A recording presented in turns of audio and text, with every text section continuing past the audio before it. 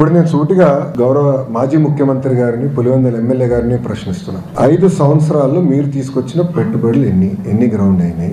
మేము 8 నెలల్లో తీసుకొచ్చిన పెట్టుబడులు ఏంటి? చర్చకి నేను సిద్ధం, ఆయన సిద్ధమా? మళ్ళీ కోడిగుడ్డుని పంపిస్తాడు. మాకు కోడిగుడ్లు వద్దు, మాకు ఆమ్లెట్లు వద్దు, డైరెక్ట్ గా రమ్మనండి, ఐఎమ్ రెడీ టు టాక్, నేను ఎక్స్ప్లెయిన్ చేస్తాను. ఇప్పుడు ఆర్సిలర్ మిత్తల్ ప్రాజెక్ట్ నేను 2019లో కలిసా. ఇందులో డావోస్ లో టీసీఎస్ వాళ్ళ బూత్ బయట కలిసి ఆనాడు చెప్పి ఆంధ్ర రాష్ట్రానికి రాండి అని. మీరు కూడా ఆదిత్యని కూడా అడిగాను. అప్పటి నుంచి ఐ మెయింటైన్ దట్ రిలేషన్ అండి. 5 years I maintain that relationship. India ప్రభుత్వ అధికారులకు వచ్చినంటే నేను ఫోన్ చేశాను, బాస్ 5 years అయింది, మీరు వేరే రాష్ట్రానికి వెళ్దాం అనుకున్నారు, అక్కడ ఏం అవ్వలేదు, వచ్చేయండి వేరే రెడీ. ఒక్క జూమ్ కాల్ తో కదిలిందండి ఆ ప్రాజెక్ట్. అక్కడ పారిశ్రామికవేత్తలందరూ నన్ను ఏమడుగుతున్నారు, మీరు గ్యారంటీ ఇస్తారా జగన్మోహన్ రెడ్డి అనే వ్యక్తి మళ్ళీ గెలవడానికి? ఎందుకంటే పీపీఎల్ రద్దు చేశారు, అమర్ రాజా లాంటి కంపెనీని తరిమేశాడు, అనేక కంపెనీలు హెరాస్ చేశారు, సకాలంగా కరెంట్ బిల్లు మన కరెంట్ కూడా అందించలేదు, పవర్ హాలిడేస్ ప్రకటించారు. ఇండస్ట్రీ చాలా నష్టపోయిందండి ఆంధ్ర రాష్ట్రంలో. ఇప్పుడు అదంతా రివైవ్ చేసినాక మేము కష్టపడుతున్నాం, బ్రాండ్ రివైవ్ చేసిన కష్టపడుతున్నాం. ఈ రోజు మహారాష్ట్ర మాతో పోటీ పడుతుంది, తెలంగాణ మాతో పోటీ పడుతుంది, తమిళనాడు మాతో పోటీ పడుతుంది.